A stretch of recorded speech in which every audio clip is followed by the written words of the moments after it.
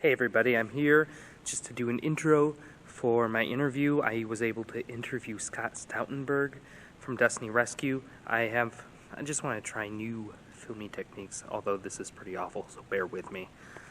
Anyway, in the interview, it's amazing. He talks about signs someone's being trafficked and how you can help them, also how you can help Destiny Rescue, the trips that Destiny Rescue goes on more and more. And it's really interesting, not always easy to hear, but it's definitely interesting. So thank you, Scott, for agreeing to this interview, and thank you all for watching. I pray you get quite a bit out of this and that you're able to take it and remember it. So please share with your friends too, because this is a big deal.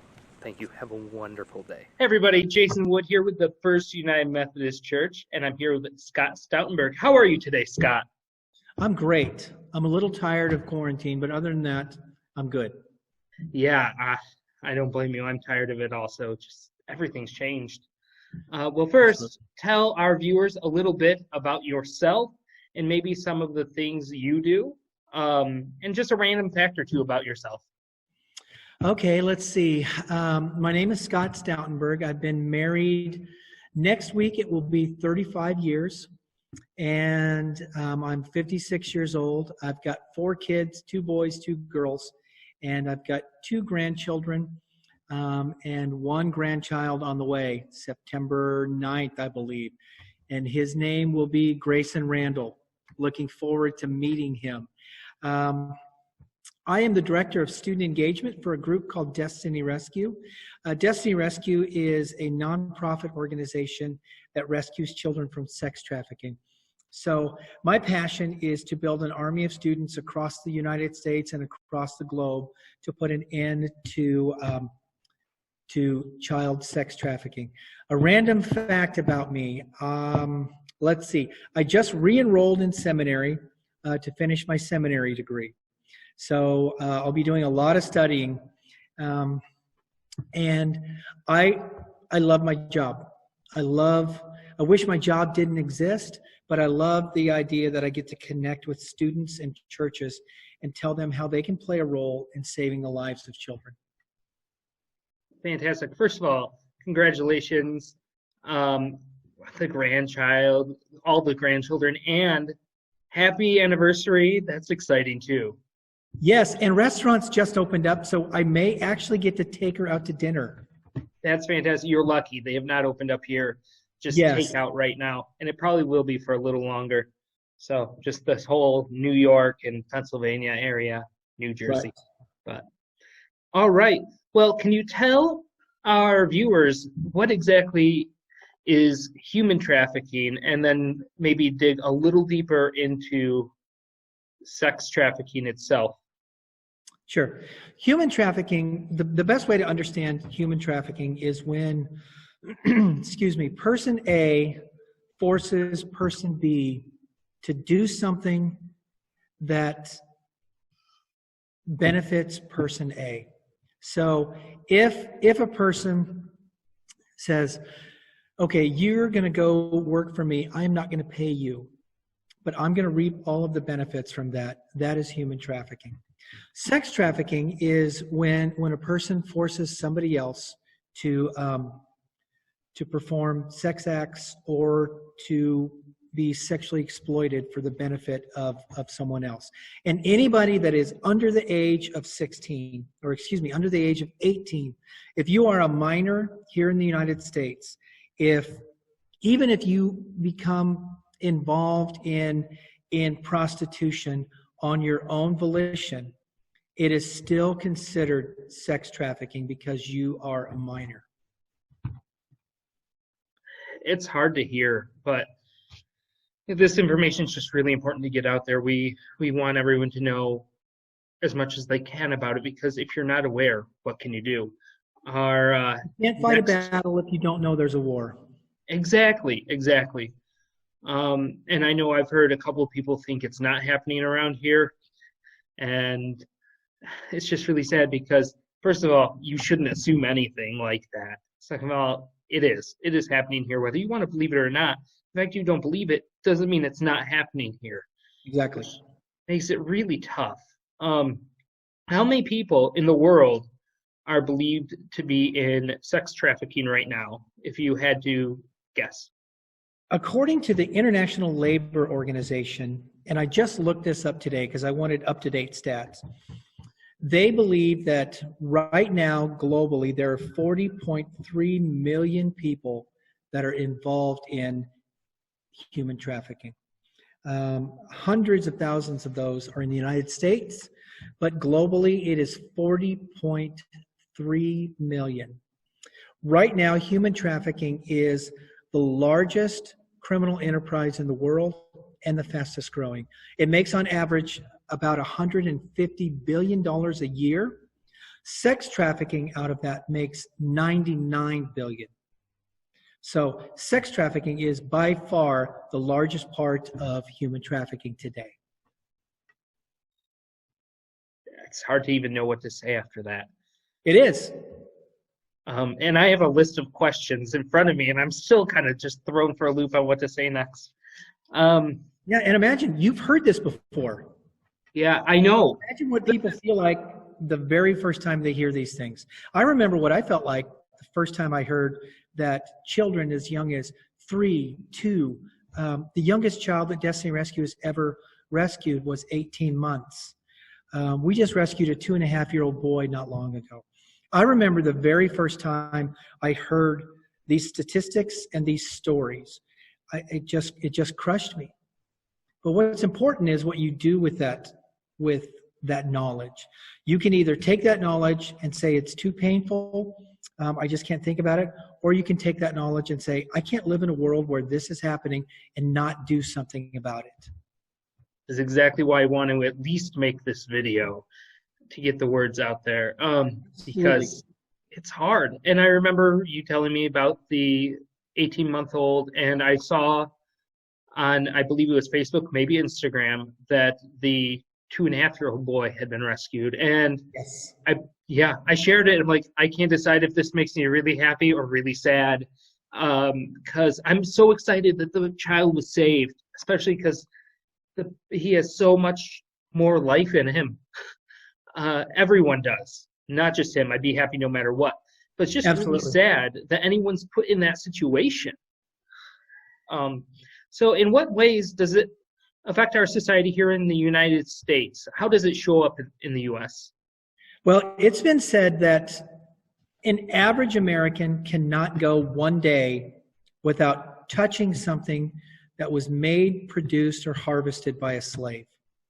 As a matter of fact, just before we got on here, if you go to endslaverynow.org, you can actually take a quiz, a survey, and it will tell you how many slaves you have working for you.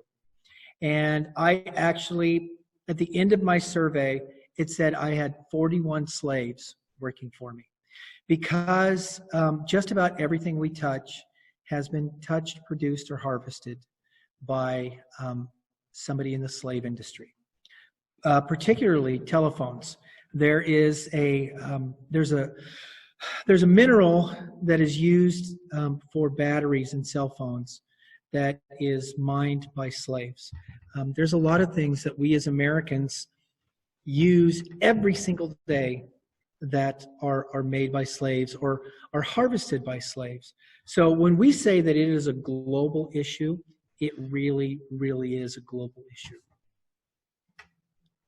Yeah. Oh, and well, tell us about, you go on trips quite often. How often do you go on trips? I take, usually on average, I take one trip a year.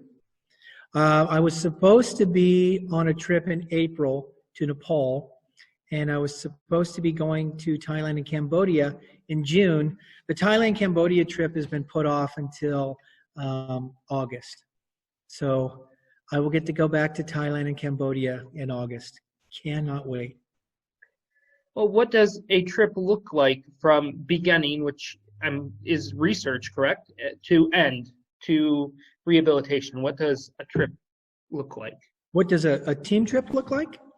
Yeah, well, start with that there, and then I do want to hear a little bit more about how, when you do save somebody from human trafficking, what their rehab looks like also. Okay. A team trip looks like this. Team trips are typically about 2 weeks. And during that 2 weeks, you will visit some of our rescue homes. You will visit some tourist sites. You will get to walk through some places where we rescue children from.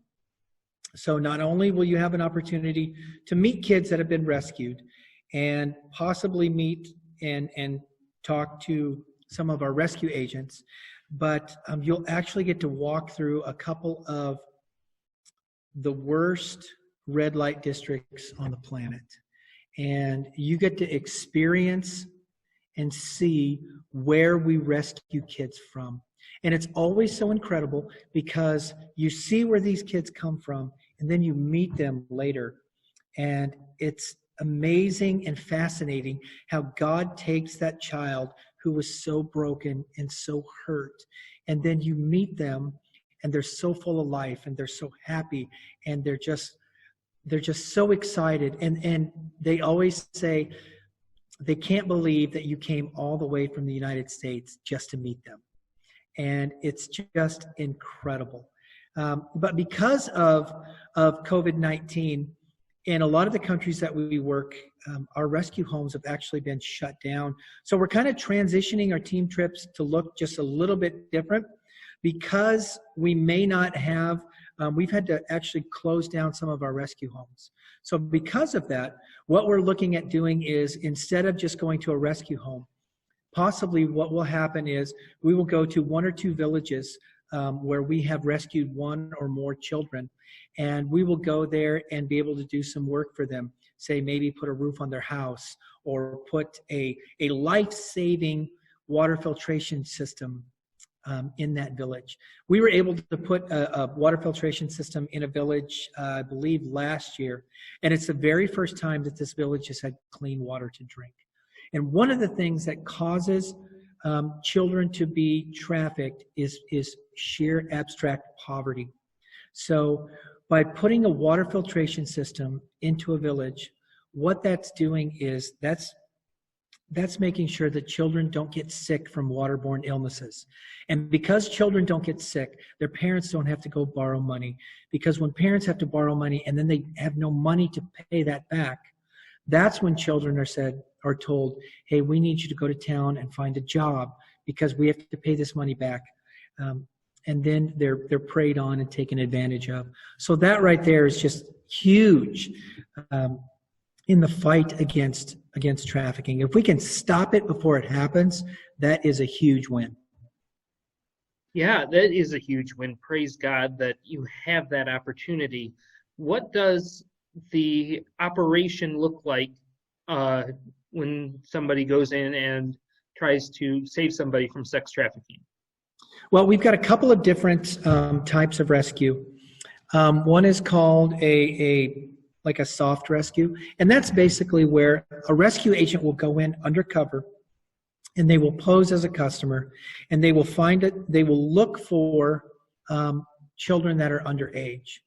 And once they verify that that child is underage, they try to build a relationship with them because children have no reason to trust us. Say if you and I walked into a bar or brothel in Bangkok, Thailand, and we walked in and we found that there were 2 or 3 girls that were underage, and we sat down with them and we said, hey, we're good guys, you should trust us. We can get you out of here. They have no reason to trust us. One, because they don't know us. Every man that comes into there abuses them. And in their mind, good guys don't go to brothels.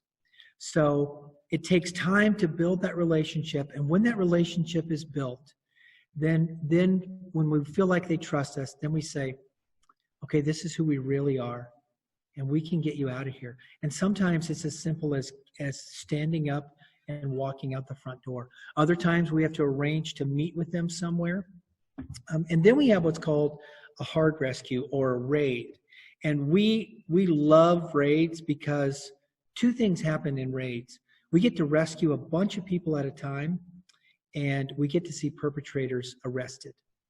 Our rescue agents get to be there when people who are selling children get arrested. And the way that works is it's kind of a little bit like what you might see on TV. Our rescue agents will go out and they will find people that are selling children. And they've got people around the towns that they work in that tell them, hey, this guy's got kids over here, or this guy's got kids over here. And so they will try to build a relationship with that person who's selling children. And then they will say, hey, I've got some guys coming in from out of town. Let's meet here. And then they will go back. They will share that with the police. And the police will decide whether they have enough evidence or not to conduct a raid. And if they do, our guys will go in, and as soon as the money exchanges hands, then the police come in and they arrest the perpetrators and they rescue the kids. We love it, like I said, because a bunch of kids get rescued and people who are selling children get arrested. I tell people all the time, we're not only rescuing children, but we're starting prison ministries all over the world. We hope that those people who are selling kids come to know Jesus while they're in prison, but we're okay with them being in prison. I understand that, because we need to keep these kids as safe as possible. And unfortunately, sometimes that means somebody goes to jail or prison. And as you don't want to go to prison for trafficking, don't be a trafficker. Exactly. There are consequences to your actions. Absolutely.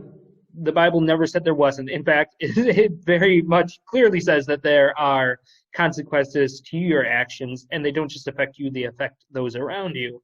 And sometimes those consequences are you going to jail. Sometimes they're even worse than that. So, yes. I'll definitely, and it's hard for me to remember to pray for the traffickers, because I get angry, and because it should not be happening. These kids should never have to go through what they're going through. And I need to remember that they are people too. Jesus died for the traffickers just like he died for me, or the people being trafficked. And it's hard. It's really hard for me to pray for them. But I know I need to. It is. When we walk through the red light districts, and you will see these guys, and they may just be running the front door, or they may be running security for a brothel. And you just, every time I look at them, I just see pure evil. And you're right, we do need to pray for the traffickers. We definitely need to pray for the traffickers. And it's good to be reminded that Jesus loves the traffickers as much as he loves the victim. I can't fathom that, but I'm not God. I can't fathom his love at all. And if he could turn Saul to Paul, he can have the same transforming power in their lives. Sure, absolutely. So what does, with the age of technology where we are today, with the digital world, how does that affect us in the States? How do the traffickers use that system for maybe our teens or younger here? Well, I think especially during this COVID-19 lockdown,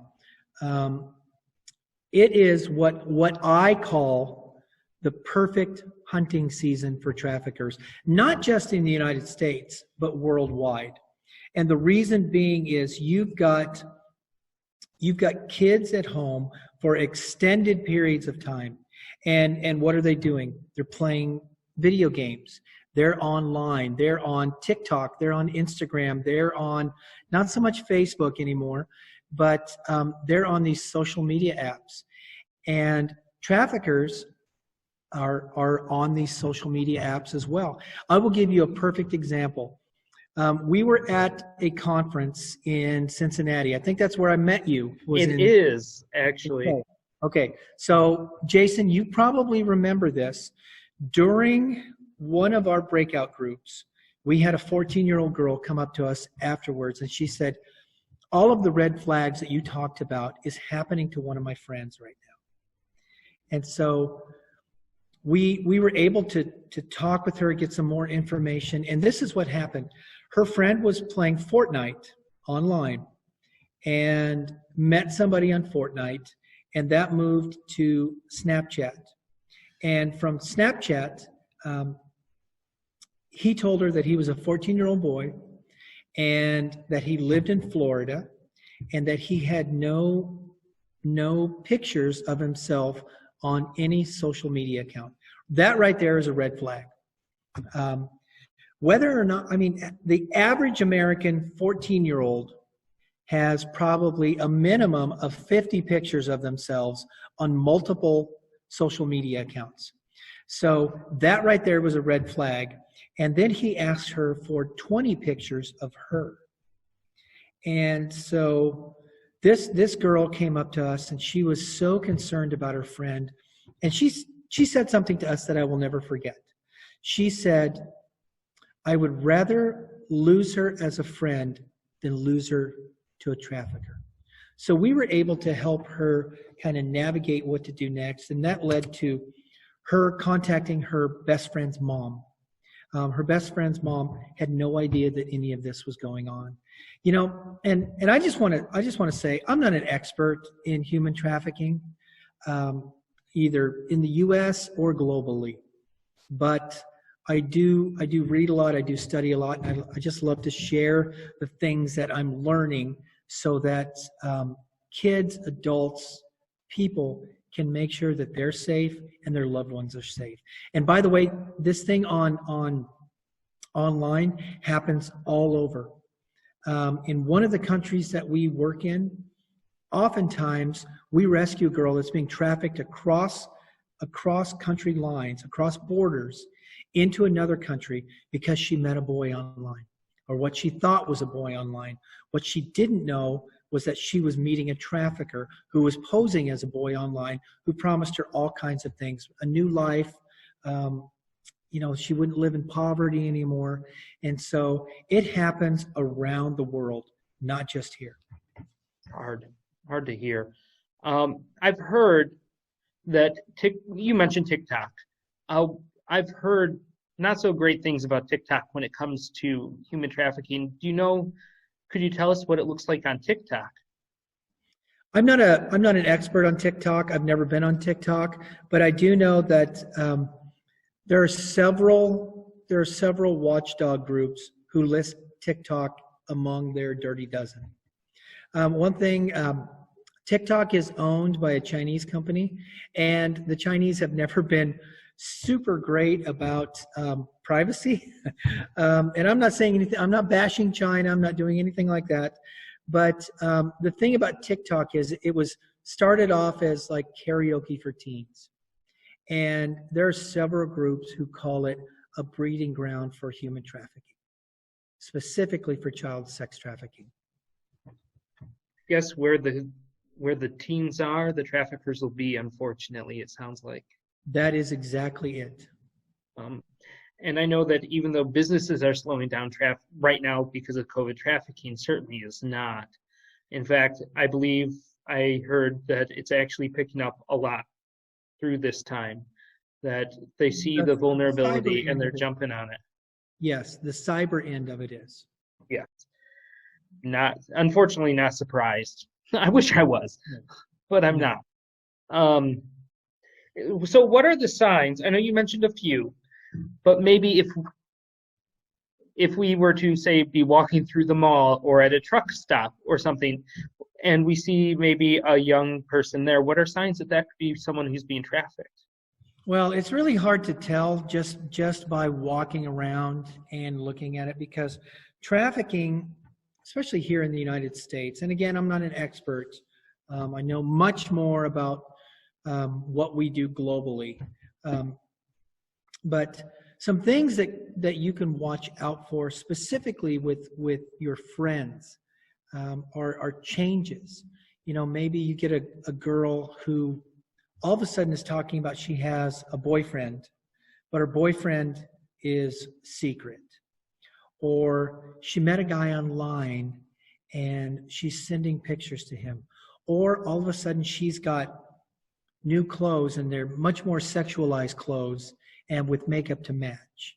Or a new tattoo, or even a barcode. There are traffickers that actually will give tattoos to the girls, and they'll tattoo their name on them, or they will tattoo a barcode. So those are some things that you can actually look for, and that is kind of what's happening during the grooming process. After a child is actively being trafficked, one thing that you can look for is they always look tired. They don't look healthy. Loud noises may startle them because there's a definite shift from when they're groomed to the time that they are actually trafficked. And so they're literally branding them like they are cattle, but they're teens. They are people. Yes. It's heartbreaking, to say the least.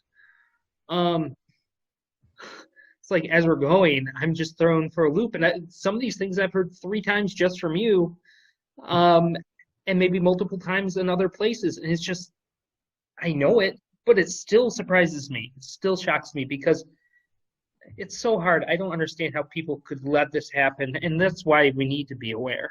So you mentioned your trips earlier, and that there are other people who go on the trips to help out, like mission trips. Mm-hmm. What is the cost of your trip? The average cost of a team trip with Destiny Rescue is $3,500, and that covers all of your flights. A typical trip, say, to Cambodia and Thailand is we will fly from here to, say, most of the time, like on the West Coast, we lay over in either Japan or in Taiwan. So we fly from here to there, and then from there to Phnom Penh. And once we leave the United States, Destiny Rescue covers everything.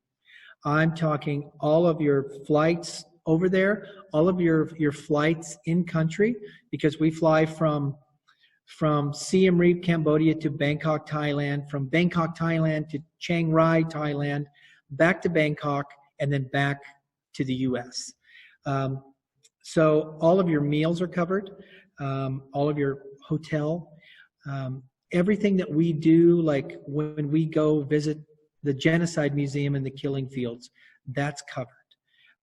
You can literally go on a trip with Destiny Rescue with not one dime in your pocket, and you would have everything covered.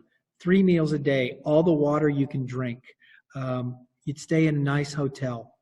You'd get your way paid into every touristy thing we do. Like one day in Thailand, we take a long boat ride. It's about a 40-minute ride up this river, and we stop at a Christian elephant village. And I'm in. we get to ride an elephant. This village is really incredible. One of the things I love about this village is all of the drivers, they own their own elephant, and at night they release the elephants and they go out into the jungle, and then they all show up for work at 6 o'clock in the morning. So I have ridden an elephant a couple times. I'm not all that excited about riding an elephant anymore. It's much more fun just to feed them bananas or play with the babies. But what I would love to be there when the elephants clock in at 6 a.m. Just to be standing there when all of the elephants are showing up for work. I would love that. Majestic. Yeah. Yes. You didn't know this, but elephants are my favorite animal, and it's on my bucket list to go to one of those places. I've ridden an elephant a couple times, but yeah, you had no idea. Well, I'm already considering a trip. What? Taking a trip in August. Yeah. But back to the trip. So literally everything that you would eat, everything is covered. And we have the same tuk-tuk drivers that we use on every trip. We've had these guys forever. We take a long bus ride, about a 5-hour bus ride through Cambodia. And we have the same bus driver that we've used, and his name is Bunny.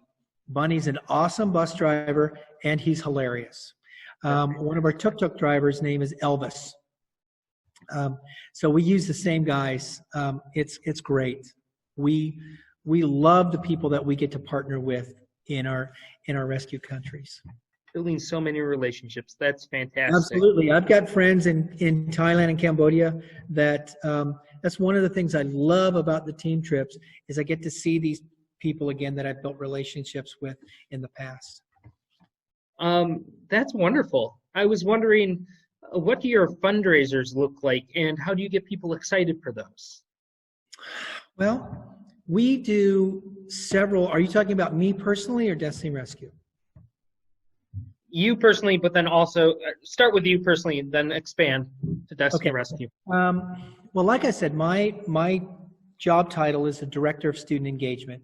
So I work mostly with schools and with youth groups.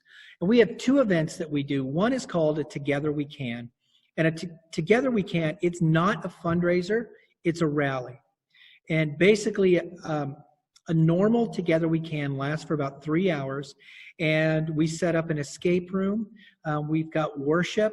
We have a couple different speakers. One that talks about the heart of God for the broken. And then I get up towards the end and I share about the reality of human trafficking and the reality of what Destiny Rescue does and what we see and what we do.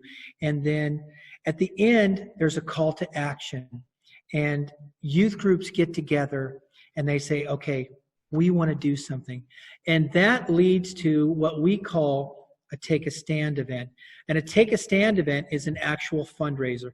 The thing I love about Take a Stand events is it started off as an event where you literally stand.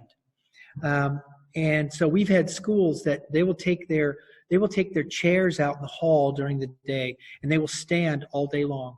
And what's really awesome about these is you get people to sponsor you, but you get to design the day any way you want.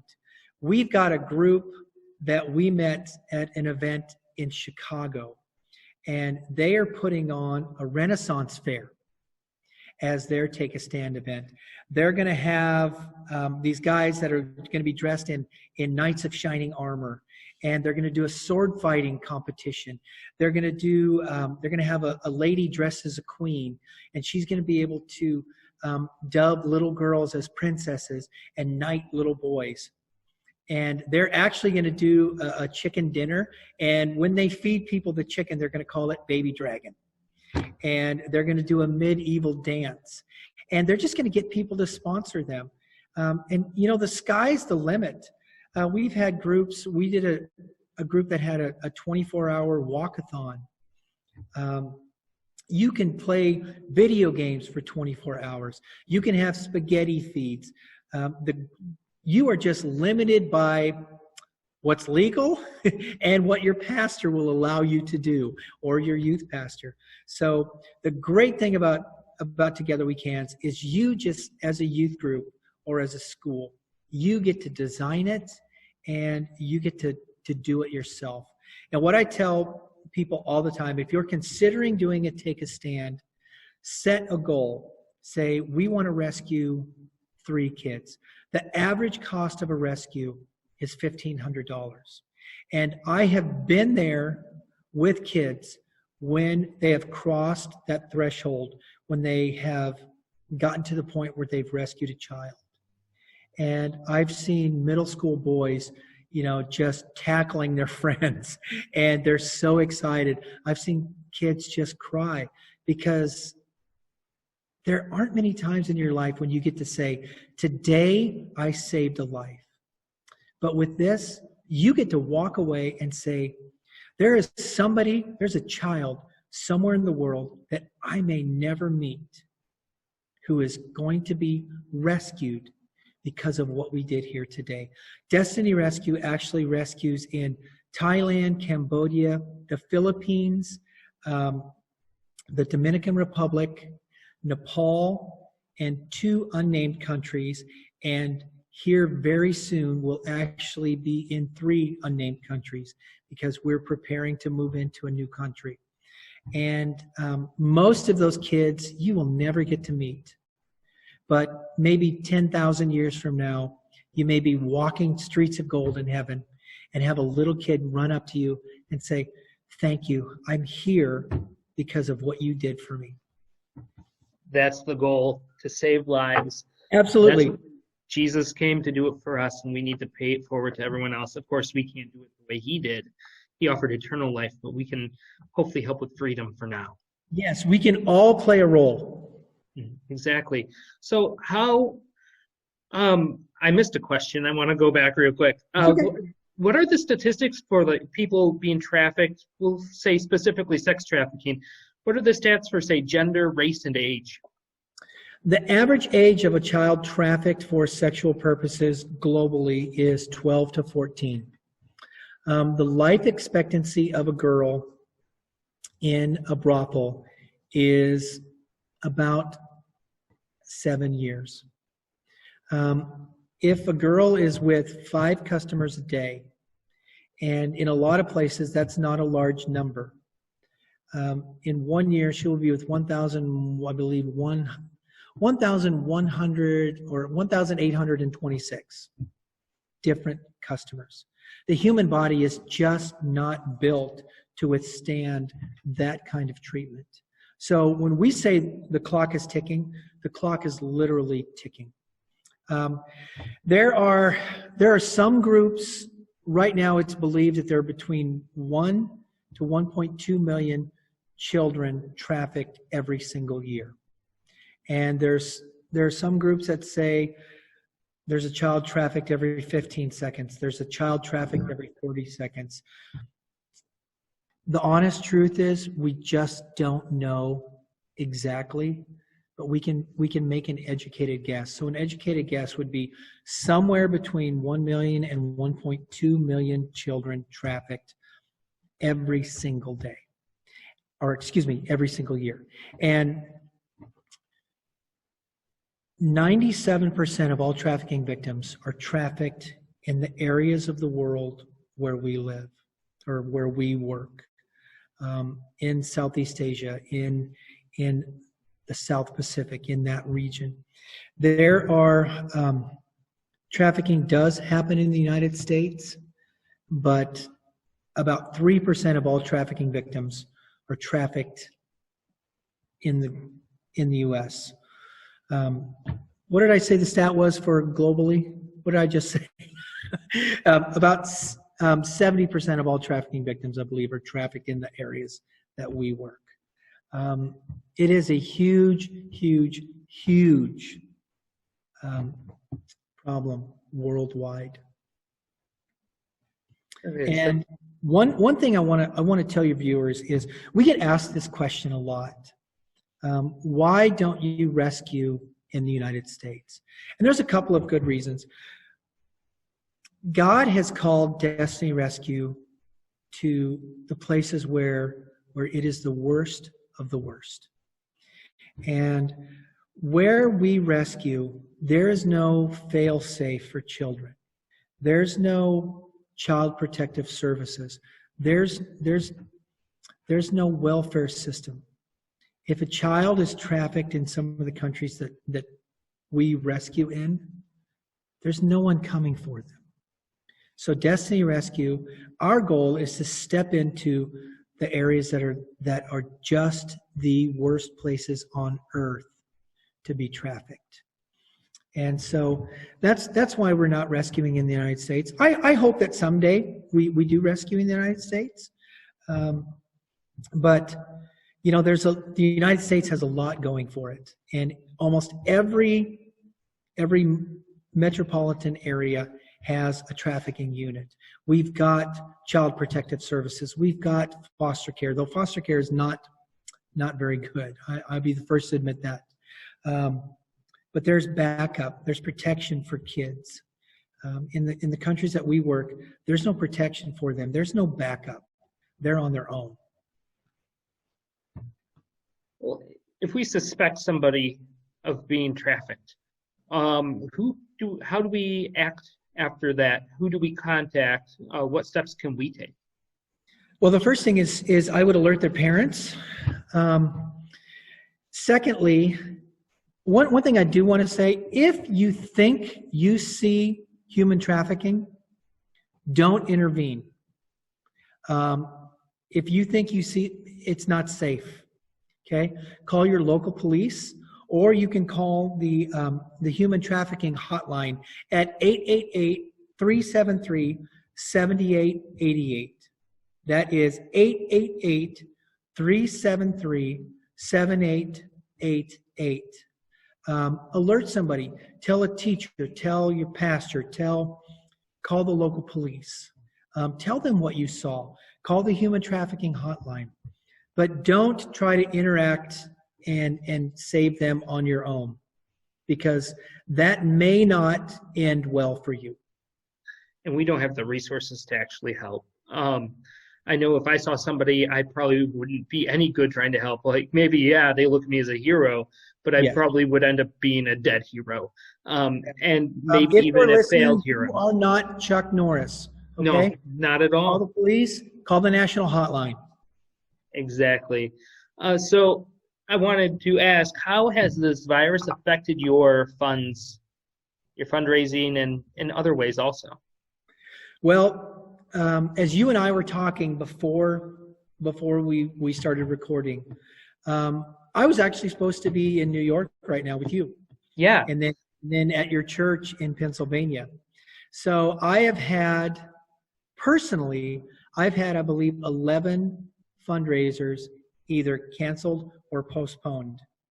Crazy. Since COVID-19 has started. It's had a huge effect on us. Our fundraising is down significantly. Like most nonprofits in the United States and globally, we have been hit very, very hard. And what's really sad about that is that our rescue agents, you know, there are times that they can't, if they don't have the money to go out what we call on rescue, then they can't go out.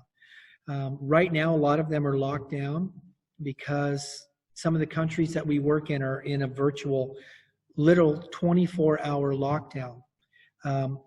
But when those lockdowns are lifted, those agents are going to need funding to be able to go out and to be able to find kids and rescue kids.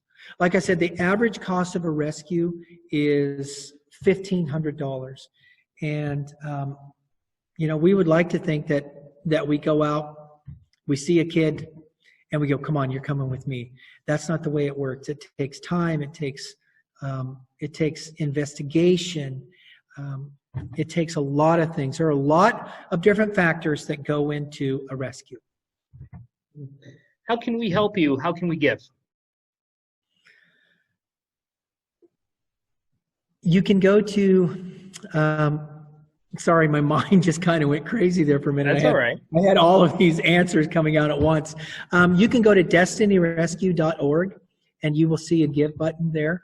That's very simple. You can also, because we're going to come out of this. Eventually, you know, everybody's not going to be staying at home. Everybody's going to be able to get back together. So now is a perfect time to start planning. Say, I want to do something in the fall. So start getting together with your friends, get together with your youth pastor, with your church, and say, I want to save a life. So there are lots of ways that people can give, and they can plan things to do later in the summer and the fall. Start talking about what your take a stand would look like. Can you do a Renaissance fair? You may not have a full suit of armor. Could you do, I don't know, 24-hour video game marathon? Could you do a 24-hour walkathon? A spaghetti feed, and maybe show a Destiny Rescue documentary. There are a lot of things. The sky's the limit. But right now, while you're in lockdown, is a perfect time to start getting on these Zoom meetings and start planning. Because again, we are going to be able to get together sometime soon. I hope. Definitely. I know you and I have been talking about, hey, what are we going to do in the fall? Hopefully in the fall, we'll be able to come back, fly out, and be able to do something together with your youth group. I sure hope so, because I know that they can't wait to see you again, and they know the information, but they want to hear it again. They want to commit it to memory, really, and they're really excited about planning the Take a Stand. They've already talked about how much Mountain Dew are they going to need for their 24-hour video game marathon. So that's what they want to do. You know who's going to need the Mountain Dew? You. Oh yeah, something. I'm not a Mountain Dew person, but I'll figure something out. You're going to need Mountain Dew and maybe a few rock stars. Yeah. Oh, for those of you who don't know, there's kind of an inside joke about that with Scott and I. When I first met him in Cincinnati, I'm not wasn't a rock star drinker. Still not really. I had one last week, I think, and had to send Scott a picture because I think it's the second one I've had in my life, and the first one I drank maybe a quarter of it, and I had to put it down because I was just too wired. It was funny. I'm sure it was. It's like I cannot do that again. But I found one that was like all natural. No, it was natural sweetener. Everything was, and it definitely. I'm trying to eat Was it more organic? claimed. I tend to stick to other things, but that Rockstar was actually really delicious. So, hey, 24 hours of video games, buddy. You got to do what you got to do. Exactly, and it'll be worth it, knowing that we are raising money to save lives. Absolutely. So, well, Scott, I believe that's all the time I have for my interview today, and I hope you have a wonderful day, and thank you so much for joining me. Hey, thank you. It was great to be with you again. And tell your kids hi for me. Tell them I miss them. I can't wait to see them all again. Like I said, I was supposed to be there right now with you and your youth group. So you've got an amazing group. I love those kids. Tell them I really look forward to seeing them all again. I am very fortunate. I love them also. They are fantastic kids. And They are. You meet plenty more when you come. So. Perfect. I can't wait, buddy. Neither can I. Hey, God bless. All right. God bless. Have a great day, bud. You too. Thank you. Hey, everybody. I hope you enjoyed that interview, got a lot out of it. I know it wasn't easy to hear, but I really hope you did. Thank you, Scott. Again, it was such a blessing to be able to talk with you and interview you. Also, don't forget, everyone who viewed this video, down below is a link to Destiny Rescue if you can give to them, and also the phone number for if you see signs of somebody being trafficked, or if you know of somebody who is a trafficker. Please, please, please call that number. Don't try to handle it yourself. I'll pray for you. I hope you have a wonderful day. Please share the video because this information needs to get out there. Have a great day.